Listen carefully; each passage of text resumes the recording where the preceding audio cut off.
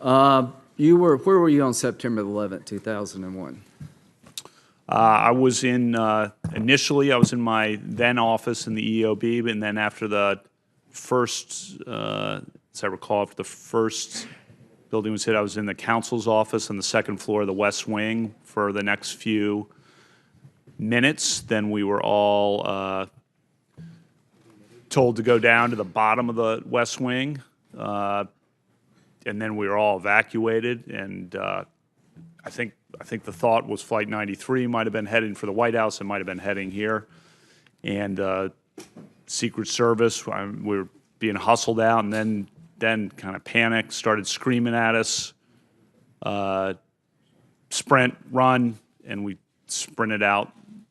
My wife was a few steps ahead of me. She was President Bush's personal aide at the time, and we sprinted out. She was wearing a black and white check shirt, I remember, and we sprinted out the front gate, kind of into Lafayette Park, and no iPhones or anything like that. BlackBerries at that point in time, we didn't have that, and our cell phones didn't work, so we were all just kind of out there. And then I remember somehow ending up seeing on TV down more on Connecticut Avenue, there were TVs out at the Mayflower Hotel. I remember I was with Sarah Taylor, who worked at the White House, and we were watching as standing with her when the buildings fell. So when somebody says post 9/11 that we've been at war, and it's called the war on terrorism, do you generally agree with that concept?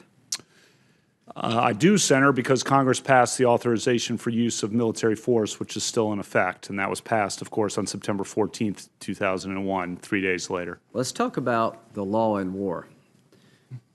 Is there a body of law called the law of armed conflict? There is such a body, Senator. Is there a body of law that's called basic criminal law? Yes, Senator. Are there differences between those two bodies of law? Yes, Senator. From an American citizen's point of view, do your constitutional rights follow you? If you're in Paris, does the Fourth Amendment protect you as an American from your own government? From your own government, yes. Okay. So if you're in Afghanistan, do your constitutional rights protect you against your own government? If you're an American in Afghanistan, you have constitutional rights as against the U.S. government. Is there a long-standing... That's long-settled law. Isn't there also a long-settled law that it goes back to the Eisentrager case? I can't remember the name of it. Yeah, Johnson versus Eisentrager. Right. That American citizens who collaborate with the enemy have considered enemy combatants. They can be. They can be. They're sometimes criminally prosecuted, sometimes treated in the military. Well, let's talk about can be. I think under Supreme Court precedent. Right. Yeah. There's a Supreme Court decision that said that American citizens who collaborated with Nazi saboteurs were tried by the military. Is that correct? That is correct. I think a couple of them were executed. Yeah. So if anybody doubts, there's a long-standing history in this country that your constitutional rights follow you wherever you go, but you don't have a constitutional right to turn on your own government and collaborate with the enemy of the nation. You'll be treated differently. What's the name of the case, if you can recall, that reaffirmed the concept that you could hold one of our own as an enemy combatant if they were engaged in terrorist activities in Afghanistan? Are you familiar with that case? Yeah, Hamdi. Okay. So the bottom line is, I want every American citizen to know you have constitutional rights, but you do not have a constitutional right to collaborate with the enemy.